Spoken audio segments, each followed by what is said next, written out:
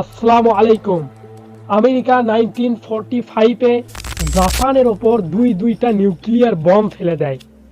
6 August 1945-এ হিরোশিমার লোকেরা প্রতিদিন সকালের মতো নিজেদের কাজকর্ম করছিল, কিন্তু হঠাৎ করে আমেরিকার একটা বিমান থেকে একটা জিনিস নিচের দিকে আসতে থাকে এবং সেটা নিচে পড়তেই 4000 ডিগ্রি সেলসিয়াস তাপমাত্রা চতুর্দিকের পরিবেশকে একদম আগ্নেয়গিরি করে তোলে এবং ইনস্ট্যান্টলি 80,000 মানুষ মারা যায়। তার 3 দিন পরেই আমেরিকা জাপানের নাগাসাকিতে ফ্যাটম্যান নামের আরেকটা ধ্বংসাত্মক বম ফেলে দেয় এবং এখানেও ইনস্ট্যান্টলি 40,000 মানুষ মারা যায়। কিন্তু এখানে প্রশ্ন আছে, কেন আমেরিকার মতো একটা বড় দেশ জাপানের মতো একটা ছোট দেশে নিউক্লিয়ার বম ফেলে দিল? তো চলুন এই কারণটা বোঝা যাক আজকের ভিডিওতে। A state of war.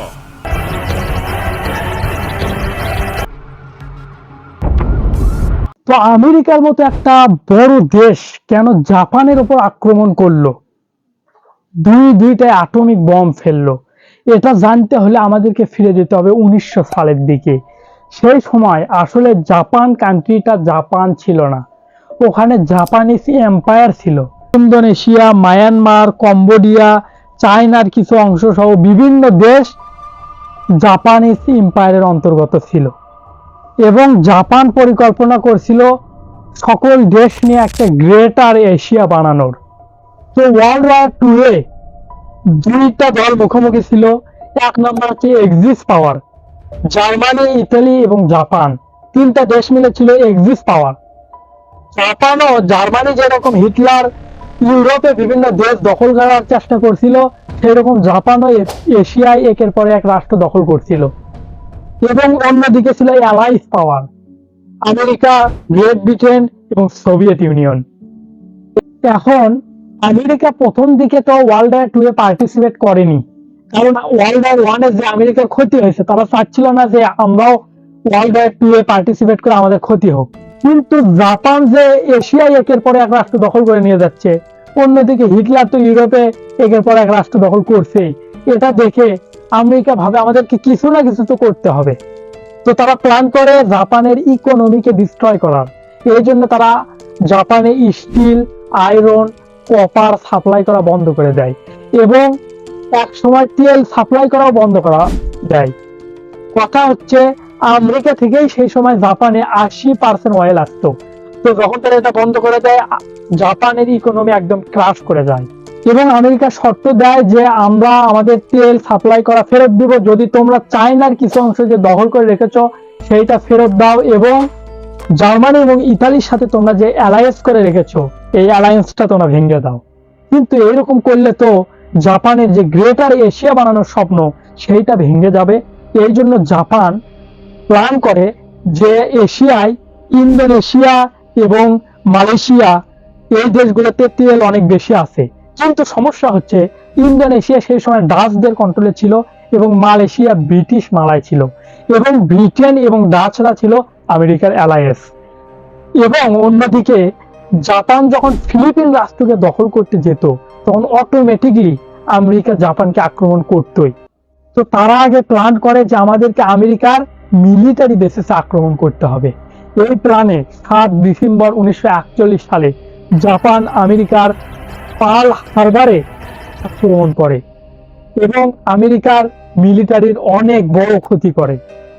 এটার ফলে আমেরিকা তো আর চুপ করে বসে থাকবে না, তারা সাথে সাথে জাপানিজ এম্পায়ারের উপর ওয়ার ডিক্লেয়ার করে দেয়, যার ফলে 1941 শেষের দিকে ওয়ার্ল্ড ওয়ার টু তার সর্বোচ্চ তুঙ্গে ছিল। তো ওয়ার্ল্ড ওয়ার টু এর গল্পটা একটু সংক্ষিপ্ত করতে, 1943 সালে ইতালি সারেন্ডার করে দেয় এবং 1945 সালে হিটলার সুইসাইড করে নেয়। তো জার্মানি এবং ইতালি সারেন্ডার করলেও ওয়ার্ল্ড ওয়ার টু এ জাপানের অনেক বড় ক্ষতি হওয়ার পরও জাপান একদম আমরণ পর্যন্ত যুদ্ধে সারেন্ডার করবে না বলে ঘোষণা দেয়। এবং জাপানের এই সারেন্ডার না করার জন্য আমেরিকা জাপানে ফুল স্কেল ইনভেশন করার পরিকল্পনা করে। এই পরিকল্পনা অনুযায়ী তারা ফার্স্টে জাপানের অকিনাওয়া আইল্যান্ডে তাদের মিলিটারি পাঠায় এবং ব্যাটল অফ অকিনাওয়ায় তাদের 12,000 সৈন্য মারা যায়। এটা আমেরিকাকে শক করে রেখে দেয়। অন্যদিকে জাপানের সেই যুদ্ধে 1 লাখ সৈন্য নিহত হয়েছিল। ওকিনাবা আইল্যান্ডে 4 লাখ জনসংখ্যার মধ্যে 1 লাখই এই যুদ্ধে মারা গেছিল। কিরকম ব্লাডিয়েস্ট যুদ্ধ। তো এই যুদ্ধের পরে আমেরিকা দেখে যে এইরকম করে আমরা যদি ফুল স্কেল ইনভেশন করতে যাই তাহলে আমাদের লক্ষ্যের উপরে মিলিটারি মারা যেতে পারে। এই জন্য আমাদের অন্য প্ল্যান ভাবতে হবে। এই জন্য আমেরিকার প্রেসিডেন্ট হ্যারি ট্রুমান যখন জানতে পারে যে আমেরিকার মিলিটারির একটা সিক্রেট মিশন সম্পর্কে, সেটা হচ্ছে অ্যাটমিক বম বানানো, এটা জানার সঙ্গে সঙ্গে তিনি প্ল্যান করেন যে এইবার জাপানে আমরা অ্যাটমিক বম ফেলবো। কিন্তু সরাসরি বম ফেলা আগে আমেরিকা আরেকবার জাপানকে সিগন্যাল লেটার পাঠায় যে তোমরা যদি সারেন্ডার না করো তাহলে তোমাদের ওপর একদম ধ্বংসস্তূপ বানিয়ে দিব।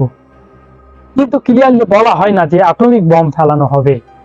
তো জাপান বলে যে আমরা সারেন্ডার করব, কিন্তু আমরা যে স্থানগুলো দখল করে আসছি সেইগুলো আমরা ছাড়বো না। কিন্তু আমেরিকা এখানে আনকন্ডিশনাল সারেন্ডার চাচ্ছিল, কিন্তু জাপান তা করেনি। তো এই জন্য 6 আগস্ট 1945 আমেরিকা জাপানের হিরোশিমাতে লিটল বয় নামের অ্যাটমিক বম ফেলে দেয়। তো সেই সময় হিরোশিমার লোক যখন উপরের দিকে তাকায় দেখে একটা রকেটের মতো কিছু আসছে, কিন্তু সেটা নিচে নামতেই 40,000 ডিগ্রি সেলসিয়াস তাপমাত্রা চারিপাশের পরিবেশকে একদম আগ্নেয়গিরির মতো করে দেয়। হিরোশিমায় থাকা 70% বিল্ডিং কমপ্লিটলি ধ্বংস হয়ে যায় এবং ইনস্ট্যান্টলি 1 লক্ষর ওপর মানুষ মারা যায়। যে কিছু মানুষ একটু বেঁচে গেছিল তারাও কিছুদিন পরে রেডিয়েশন সিকনেসের ফলে আবার মারা যায়। এই বোমার এত বিস্ফোরক শব্দ হয় যে সাথে সাথে কিছু মানুষের হিয়ারিং লস হয়ে যায় এবং এমন ধোঁয়া ছড়ায় যে মানুষ অন্ধ হয়ে যায় এবং 95% লোক ছিল এই বোমায় আক্রান্ত হয়ে মারা যায়, তারা সিভিলিয়ান। এবার আমেরিকা ভেবেছিল যে জাপান সারেন্ডার করে দেবে, কিন্তু না, জাপান বলে যে একটা বমই তো ফেলেছে, আর তো কিছু করেনি। তো এর রেসপন্সে এর 3 দিন পরে 9 আগস্ট 1945 ফ্যাটম্যান নামে দ্বিতীয় অ্যাটমিক বোমা আমেরিকা নাগাসাকির উপর ফেলে। ফ্যাটম্যান বোমাটা লিটল বয় বোমার থেকে আরো বেশি ধ্বংসাত্মক ছিল।